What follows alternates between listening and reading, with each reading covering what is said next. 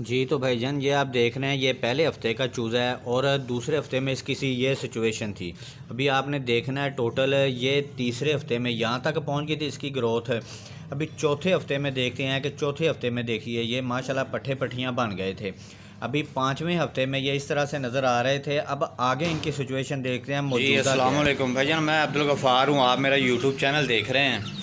भाईजान जैसा कि आप ये चूज़े देख रहे हैं, ये तो अब चूज़े नहीं इनको कहा जा सकता, ये तो माशाल्लाह से मुर्गे बन गए हैं। तो इनकी वीडियो आपने इंट्रो में देखा है कि ये शुरू से लेके अभी 28 दिन के हो गए हैं, यानी कि 1 माह और 28 दिन के। तो अभी आप देख सकते हैं कि माशाल्लाह इनकी ग्रोथ ये पूरे मुर्गे बन गए हैं जी। ठीक हो गया। अभी ये तो वो वाले चूज़े हैं जो हमने 5-5 रुपए का लेके आए थे और आपको दिखाया था कि इसका हम तजुर्बा करेंगे, इनको तैयार करके आपको दिखाएंगे। तो देख लीजिए अभी 2 माह होने में भी 2 दिन बाकी हैं, लेकिन ये माशाल्लाह से बिल्कुल तैयार हो गए हैं।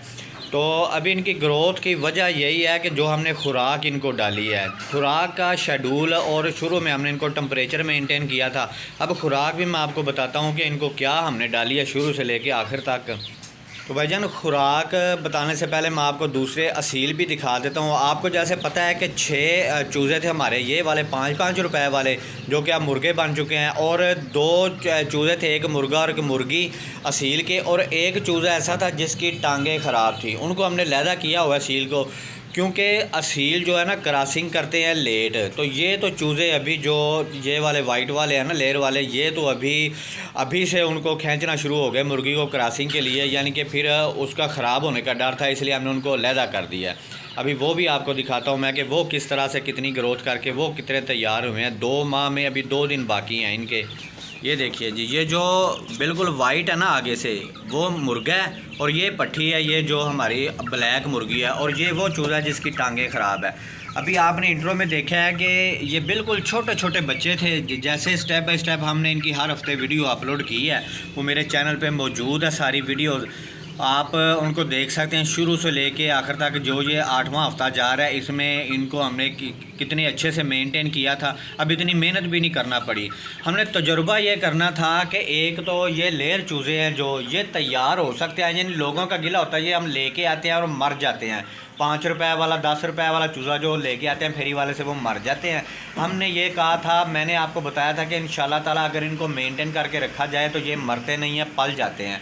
अब इनको रखने का तरीका मैं आपको बता देता हूँ कि अगर आप सर्दी में ख़रीदते हैं इनको, फुल सर्दी में, तो भाईजान आपने ज़ीरो के बल्ब लेके, वो 2 बल्ब जो हीट वाले होते हैं ज़ीरो के, वो आपने इनके कार्टन में लगा देना, इनको कार्टन के अंदर रख लेना है। और वो टेम्परेचर जो है ना, 2 बल्ब इनका मेंटेन रखेंगे, कोई बिजली का ख़र्चा नहीं होगा। अब आप ये भी देख सकते हैं कि इनको मेंटेन करने की वजह से ये जिसकी टांग ख़राब थी वो भी बेचारा इनके साथ साथ ग्रोथ कर रहा है। ये देखिए अभी मरा नहीं है। अगर इसकी टांगें सही होती तो इन्हीं जितना बड़ा होना था, लेकिन ये खुराक कम खा सकता है, इसकी खातिर हम ये खुराक नीचे रखते हैं। वरना हमने केज बनाए हुए हैं, ये देखिए यहाँ से खुराक डालते हैं, ये अंदर यहाँ पर आ जाती है, ये खुराक ख़राब नहीं होती। इसी तरह से पानी का जो निज़ाम है वो भी हमने ये देखिए बाहर लगाया हुआ है। ये यहाँ से गर्दन निकालते हैं और पानी पी लेते हैं यहाँ से, ये देखिए इस तरह से पानी पी लेते हैं। और ये खुराक का बर्तन भी बाहर से डालते हैं, अंदर जाके ये गिरती है खुराक, अंदर से ये खा लेते हैं, खुराक ख़राब नहीं होती।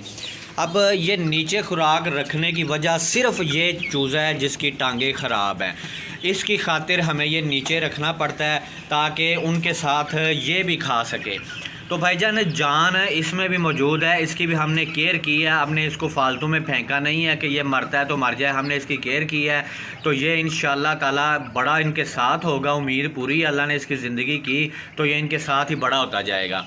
तो अब भाईजान मैं खुराक आपको बता देता हूँ कि आपने इनको खुराक क्या खिलानी है। जब आप पहले दिन से लेके आते हैं ना, तो PS फीड मिलती है, 14 नंबर PS फीड जो है ना, वो बारीक दाना होता है। 2 माह तक आपने PS फीड इनको डालनी है एक टाइम पे।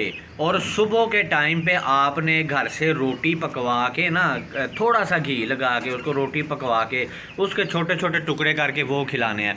और आप यकीन करें कि ये दोनों खुराकें हमने इनको खिलाई हैं और इनकी ग्रोथ आप देखिए माशाल्लाह, ये 2 माह के करीब पहुंचने वाले और ये मुर्गे बन गए। देखिए कल ये बांग भी दे रहा था एक मुर्गा, हल्की सी बांग की आवाज़ आई थी, इसका मतलब है कि आप 2-4 दिन में ये बांग देना शुरू हो जाएंगे।